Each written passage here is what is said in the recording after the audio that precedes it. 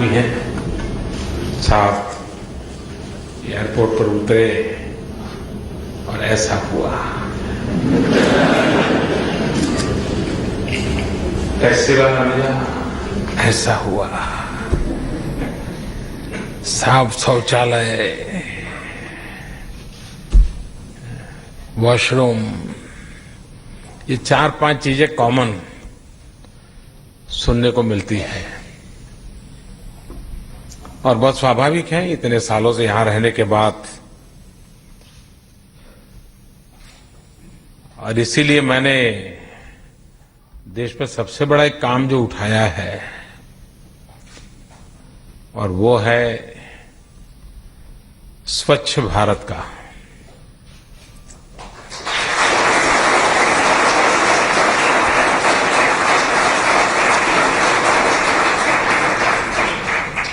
कठिन काम है, लेकिन किसी ने तो शुरू करना चाहिए।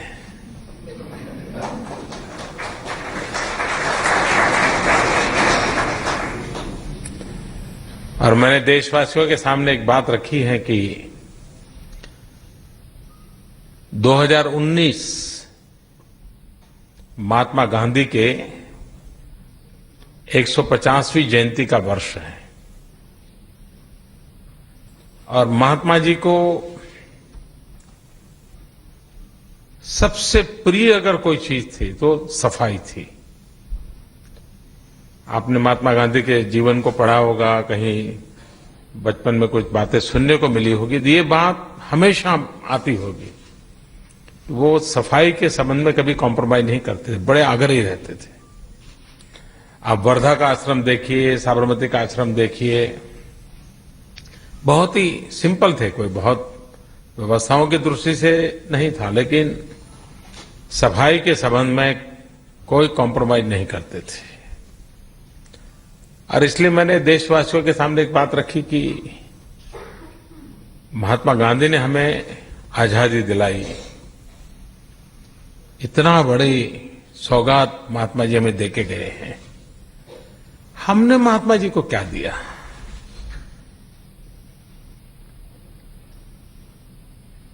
कुछ तो हमने लौटाना चाहिए। और इसलिए मैं देशवासियों को कहता रहता हूं कि 2019 तक हम ऐसा हिंदुस्तान साफ सुथरा बना दें और 2019 में एकदम साफ सुथरा हिंदुस्तान महात्मा जी को हम पर अर्पित करें।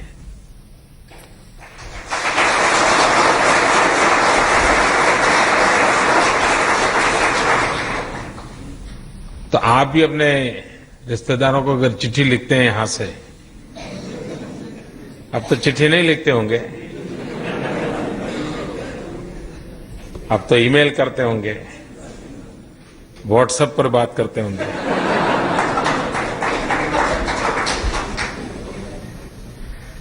ट्विटर पर दोस्ती बनाई होगी। नहीं, माध्यम कोई भी हो, लेकिन ये बात जरूर पहुंचाइए आप कि हमारे जापान में ऐसी सफाई होती है, आप भी ये काम कीजिए, अपने परिवार में कीजिए, अपने अड़ोस पड़ोस में कीजिए। ये भी करने जैसा काम है और मुझे विश्वास है कि आप इस बात को अवश्य करेंगे।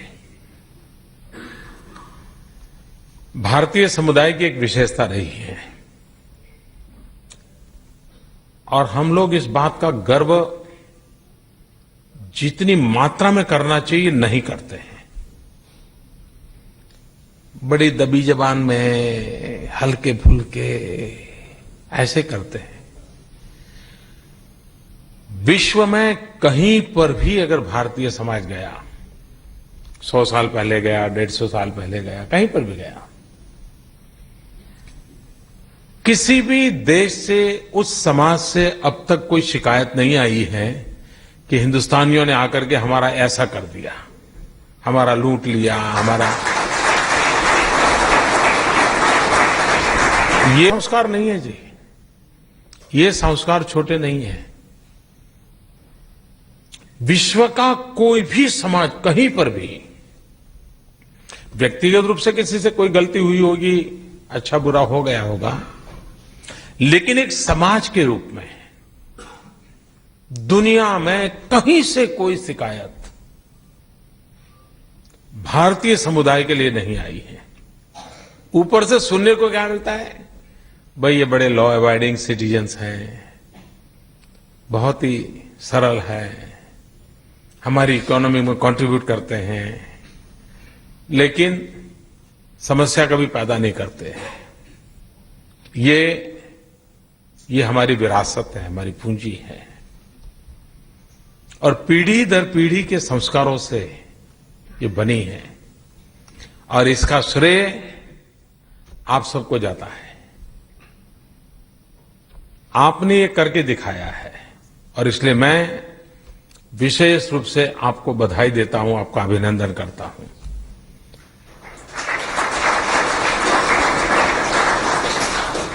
एम्बेसी में आकर के भारत क्या है जल्दी कोई समझ नहीं पाएगा, लेकिन आपसे मिलकर के तुरंत समझ पाएगा भारत क्या है। आप भारत को कैसे जीते हैं, आप भारत को कैसे अभिव्यक्त करते हैं, भारत की बात को गौरव से कैसे प्रस्तुत करते हैं, उस पर निर्भर करता है।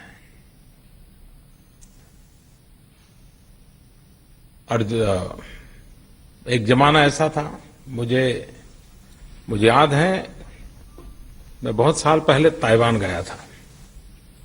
तब तो मैं इस सरकारी नौकरी में नहीं था तो ऐसे ही एक नागरिक के नाते गया था,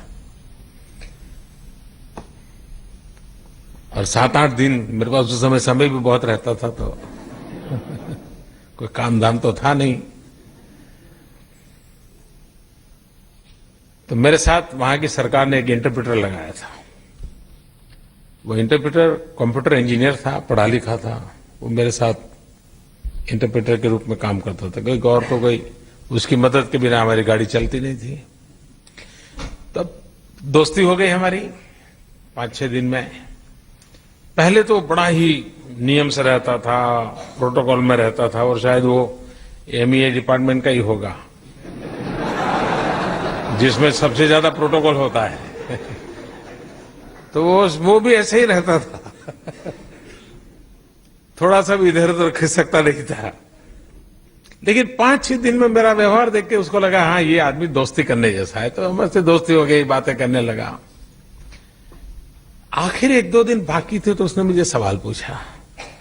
बोले साहब आपको बुरा ना लगे तो मुझे कुछ पूछना है। मैं कहा जरूर पूछिए। नहीं बोले आपको बुरा नहीं लगेगा ना। मैंने कहा पूछो भाई, मुझ बुरा नहीं लगेगा। नहीं बोले सचमुच में आपको बुरा नहीं लगेगा ना। ऐसा वो बड़ा डरते डरते मुझे पूछ रहा था। फिर वो मुझे कहता मैं ताइवान की 20वीं सदी के उत्तरार्ध की घटना कह रहा हूं आपको, 20th सेंचुरी के लास्ट मंथ की, यानी लास्ट ईयर की। मुझे कहता है क्या आज भी भारत में जादू टोना वाले लोग रहते हैं? आप भी भारत में ब्लैक मैजिक चलता है? आप आज भी भारत में सांप छछूंदर वाला सारा खेल चलता है? और वो ये मानता था कि हिंदुस्तान में ये सपेरे लोग ही सब रहते हैं। यानी आप कल्पना कीजिए, दुनिया इतनी बदल चुकी है। वो एक कंप्यूटर इंजीनियर था, लेकिन उस देश में हमारी छवि ये थी। तो मैंने कहा भाई अब तो हम सांप वाले नहीं रहे, हमारा बहुत डिवेल्यूशन हो गया है। पीढ़ी दर पीढ़ी हम और हल्के फुल्के हो गए। तो बेचारा समझा नहीं। मैंने कहा पहले हम सांप से खेलते थे, अब हम माउस से खेलते हैं।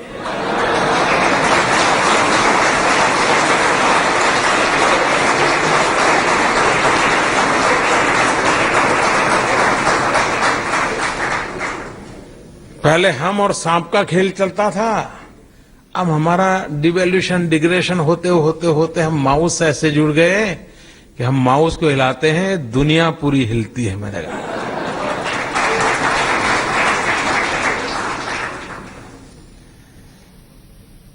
हमारे देश के 20, 22, 24 साल के नौजवानों ने दुनिया को अचंभित कर दिया। इंफॉर्मेशन टेक्नोलॉजी के द्वारा पूरे विश्व को भारत के ओर देखने का नजरिया बदलना पड़ा। कोई सरकार, कोई पीआर एजेंसी अरबों खरबों रुपयों का बजट जो काम नहीं कर सकता था, वो हिंदुस्तान के 20-22 साल के नौजवानों ने कंप्यूटर पर अपनी उंगली घुमा घुमा करके दुनिया का रूप बदल दिया है। ये ताकत हमारे देश की है।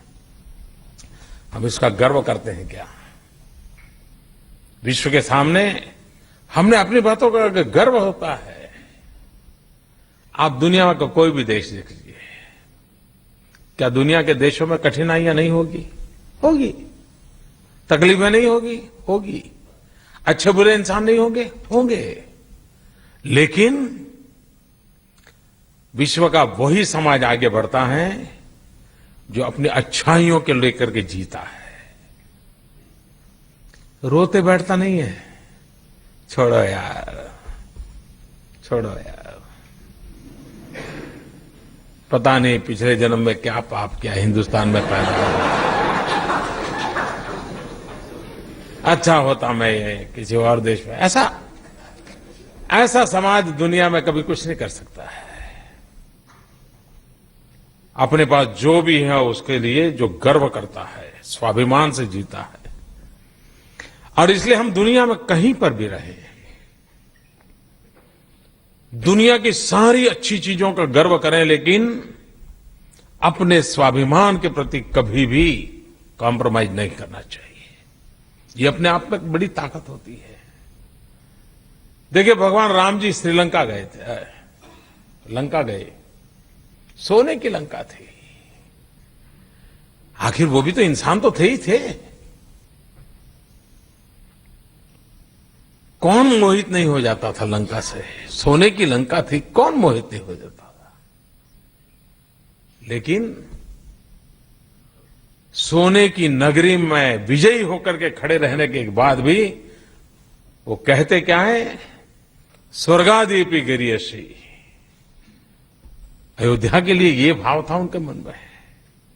मेरा अयोध्या जैसा भी हो, गरीबी होगी, कठिनाइयां होगी, भले तुम्हारी लंका सोने की हो, तुम्हें मुबारक, मेरे लिए तो स्वर्गादीपि गिरियसी। ये जो सबक है, जो ये संदेश है, वो हमारी बहुत बड़ी ताकत होता है। और मैं चाहूंगा विश्व भर में फैला हुआ हिंदुस्तान का कोई भी नागरिक हो, उसके हृदय में ये भाव बना रहना चाहिए। जिन लोगों ने कैरेबियन कंट्रीज में हमारे लोग गए, 125-150 साल पहले गए, मजदूर के रूप में गए।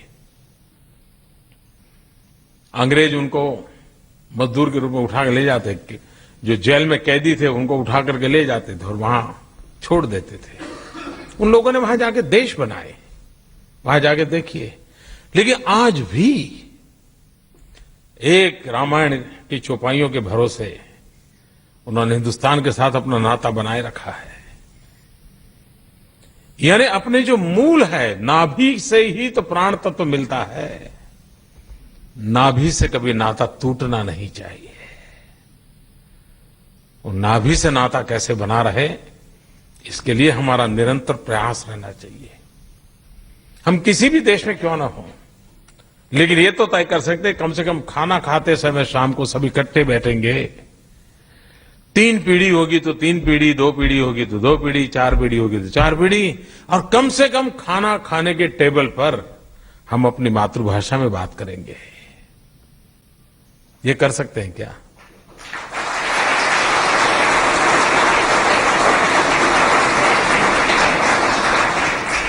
बात छोटी है, लेकिन ये इसकी बहुत बड़ी ताकत है। और कभी न कभी एक कंपटीशन करनी चाहिए विदेश में, और मैं चाहूंगा कब करेगा आप लोग। हमारी बच्चियां हैं, साड़ी पहनने की कंपटीशन, अच्छे से अच्छी साड़ी कौन पहनता है, जल्दी से जल्दी कौन पहनता है, इनाम दीजिए। बच्चे साफा बांधने की प्रैक्टिस, अच्छे से अच्छा साफा कैसे बांधते बताइए, कैसे पगड़ी कैसे बांधते हैं। देखिए, इन चीजों से लगाव पैदा होता है। कंपटीशन की कंपटीशन होगी, खेल का खेल होगा, लेकिन आपकी नई पीढ़ी को संस्कार हो जाएंगे। और इसलिए चीजें छोटी हो, लेकिन छोटी छोटी चीजों का, कभी भारतीय वानगियों का कंपटीशन, और कंपलसरी वो नई पीढ़ी ही बना करके लाए। पुराने लोग जो हिंदुस्तान से आए वो नहीं, जो यहां पैदा हुए बड़े, उनको बनाओ। चल भाई रोटी बना के ले आओ, चलो सब्जी बना के ले आओ, दाल कैसे बनाते। आपको आश्चर्य होगा कि मैं ऐसी छोटी छोटी बातें कर रहा हूं, ये कोई प्रधानमंत्री है कि कोई कुक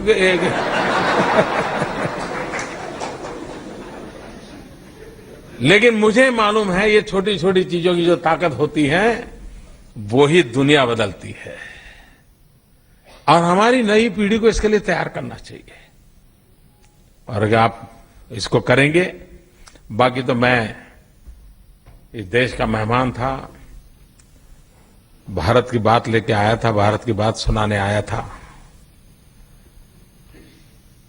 जापान की बातें सुनने समझने की कोशिश की। बहुत अच्छे निर्णय हुए, जापान के साथ बहुत अच्छे निर्णय हुए हैं। हिंदुस्तान में ट्रिलियन शब्द पहली बार शायद चर्चा में आएगा।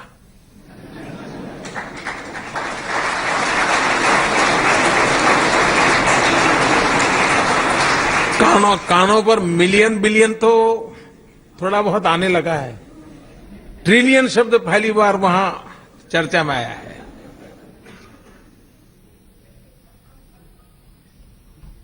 $3.5 ट्रिलियन येन, करीब $35 बिलियन, यानी कि 2,10,000 करोड़ रुपए आने वाले दिनों में जापान भारत में निवेश करेगा, भारत के विकास के अंदर जुड़ेगा। ये अपने आप में बहुत बड़ा निर्णय है।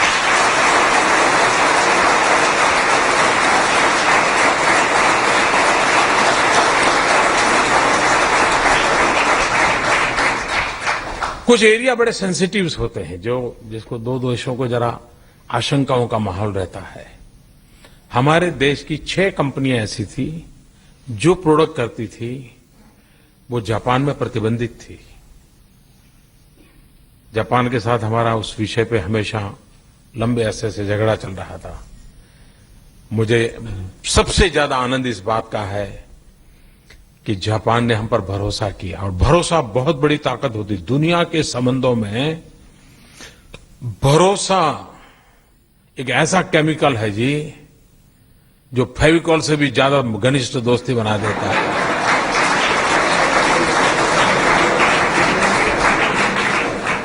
गहरी दोस्ती बना देता है।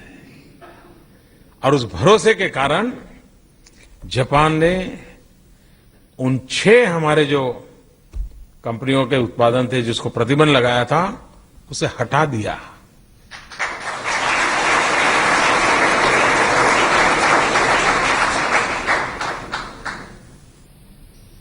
मैं हूं तो पैदा तो गुजरात में हुआ,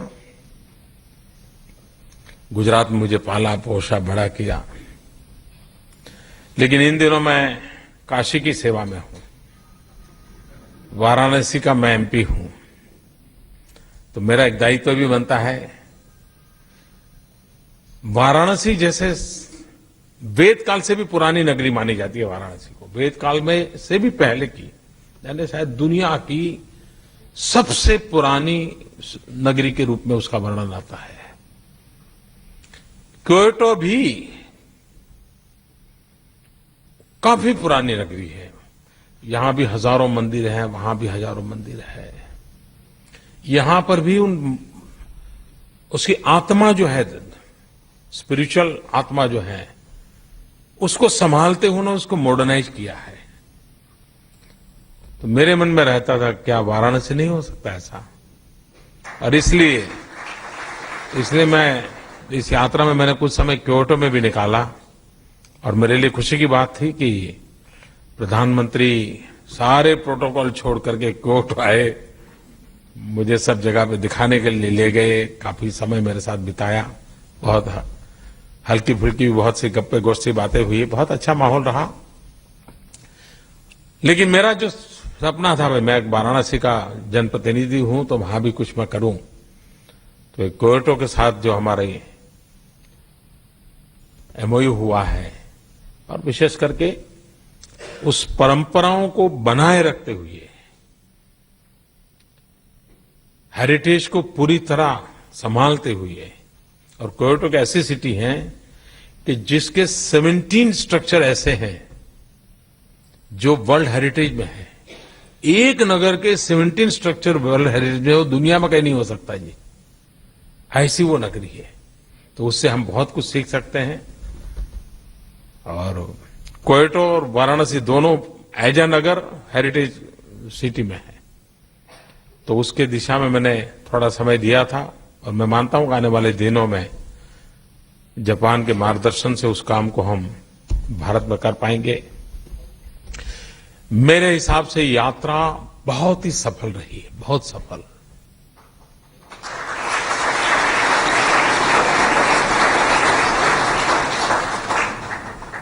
मैं इस यात्रा को एक और रूप में भी विशेष देखता हूं। सामान्य रूप से दो देश के प्रमुख लोग मिलते हैं तो एक दूसरे को गिफ्ट देते हैं। आपको जानकर के खुशी होगी, मैं गिफ्ट देने के लिए गीता ले आया था, भगवत गीता। मैं नहीं जानता हिंदुस्तान में क्या होगा, शायद एक टीवी डिबेट चलेगी इस पर, हमारे सारे सेक्युलर मित्र बड़ा तूफान खड़ा कर देंगे, ये मोदी अपने आप में समझता क्या है, गीता लेके गया मतलब उसने उसको भी कम्युनल कर दिया।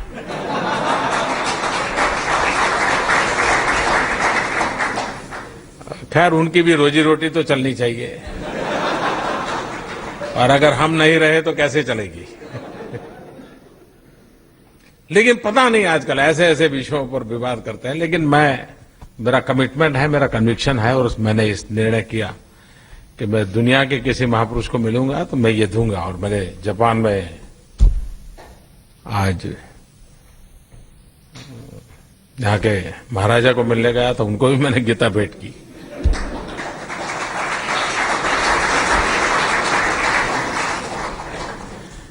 क्योंकि मेरे पास इससे बढ़कर के देने को कुछ नहीं है, और दुनिया के पास भी इससे बढ़कर पाने के लिए कुछ नहीं है।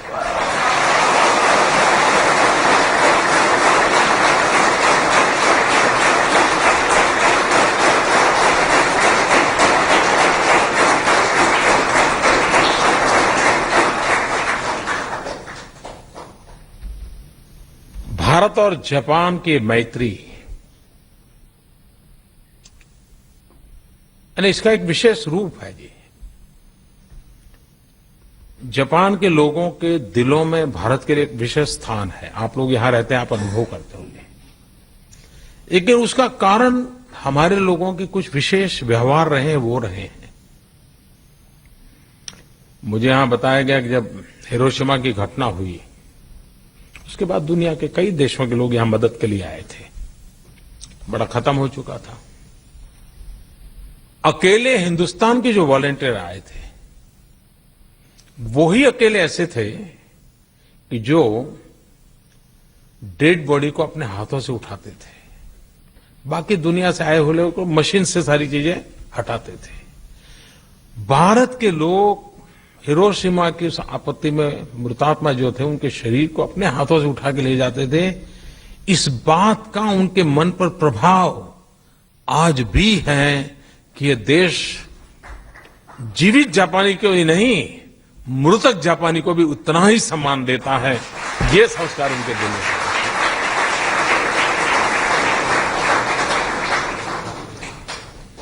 चीजें छोटी होती हैं, लेकिन और इन इसके कारण एक ऐसा इमोशनल बाइंडिंग है, इतना इमोशनल बाइंडिंग है। उस बाइंडिंग का हम इस मैत्री को आगे बढ़ाने के पीछे में एक वैश्विक परिदृश्य में एक बहुत अलग रूप देखता हूं। मैं कोई डिप्लोमेट नहीं हूं, इसलिए मुझे उस टर्मिनोलॉजी का तो ज्ञान नहीं है, वो लोग कैसे इसको सोचते होंगे। लेकिन मेरा जो रॉ विजडम है, जो मुझे जो एक सामान्य समझ जो मेरी है, वो मुझे कहती है, सारी दुनिया कहती है कि 21वीं सदी एशिया की होगी। कहीं इसमें कोई कंफ्यूजन नहीं, सब लोग कहते हैं। दुनिया के टॉप मोस्ट सब लोग बोल चुके हैं कि 21वीं सदी एशिया की होगी। कोई आगे बढ़ के कहता है 21वीं सदी चाइना की होगी, कोई कहता है 21वीं सदी इंडिया की होगी, लेकिन इसमें कोई कंफ्यूजन नहीं है कि 21वीं सदी एशिया की होगी। अब 21वीं सदी एशिया की होगी ये तो कंफर्म है, लेकिन 21वीं सदी कैसी होगी यह भी कंफर्म नहीं है। और वो कैसी होगी ये उस बात पर डिपेंड करता है कि भारत और जापान की मैत्री कैसी है। भारत और जापान मिलकर के किन वैल्यूज को प्रमोट करते हैं, विश्व को किस दिशा में ले जाने के लिए प्रयास करते हैं, उस पर 21वीं सदी का दिशा, 21वीं सदी की दशा ये निर्भर रहने वाली है। और उस अर्थ में भारत और जापान के मैत्री का प्रभाव आने वाली पूरी शताब्दी पर रहने वाला है। और आप जब जापान में रहते हैं तो इसकी ताकत क्या है, इस ताकत को समझ करके एक नागरिक के नाते, एक भारत के प्रतिनिधि के नाते जापानियों के दिल में किस प्रकार से हमारा जुड़ाव बढ़ता चले और हम इस सपनों को साकार करें। मुझे विश्वास है कि भारत के गौरव को बढ़ाने में आप लोगों का बहुत बहुत योगदान रहेगा। दो छोटी चीजें मैं आपके सामने कहना चाहता हूं।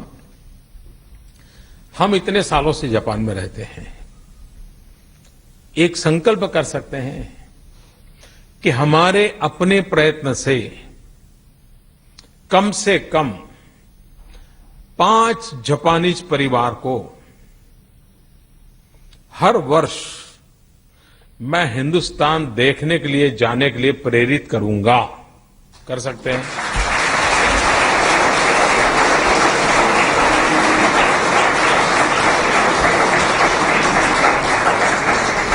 भारत सरकार जो टूरिज्म को प्रमोट नहीं कर सकता है वो आप कर सकते हैं। आप मुझे बताइए कितने 23,000 बताए आपने यहां पूरे जापान में। हाँ, अगर 23,000 है, मान लीजिए 5,000 फैमिलीज हैं, 5,000 फैमिली 5 परिवार को भेजे, मतलब 25,000 फैमिली, मतलब मोर देन 75,000 टू 1 लाख लोग। ये अगर आपके प्रयत्न से हर वर्ष हिंदुस्तान आए, मुझे बताइए वहां के गरीब को रोजी रोटी मिलेगी नहीं मिलेगी? चाय बेचने वाले की चाय बिकेगी कि नहीं बिकेगी?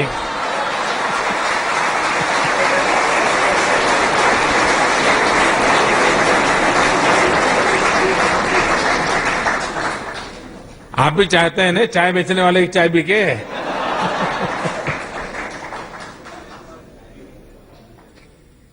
हम एक काम कर सकते हैं जी, लेकिन हम करते नहीं हैं। हम प्रयास करें, उनको समझाएं, उनको विश्वास दें। अरे आप चलिए, हम आपको पता देते हैं, इन 4 जगह पे जाके आइए, आपको अच्छा लगेगा। देखिए, सिर्फ विश्व में फैले हुए भारतीय प्रतिवर्ष 5 अपने साथी मित्र परिवारों को हिंदुस्तान भेजना शुरू करें। हिंदुस्तान का टूरिज्म दुनिया में कतई पीछे नहीं रहेगा। बड़ी सरलता से करने वाला काम है। दूसरी बात, अब तो दुनिया सारी सोशल मीडिया से जुड़ी हुई है, इंटरनेट से जुड़ी हुई है। मैंने प्रधानमंत्री कार्यालय में एक MyGov एक वेबसाइट शुरू की है, इंटरेक्टिव वेबसाइट है। आप उसमें जाकर के डिटेल देखिए। आप एक ग्रुप के रूप से ज्वाइन होकर के भारत में क्या किया जा सकता है, बहुत कंस्ट्रक्टिव सुझाव डायरेक्ट मुझे भेज सकते हैं। आपके मन में जो भी विचार आए आप लिख सकते हैं। ये एक ओपन फोरम है, एक बहुत ही नया कंसेप्ट है। और माय गवर्नमेंट यानी जनता कहती है मेरी सरकार है, उस मूड में उसको बनाया है।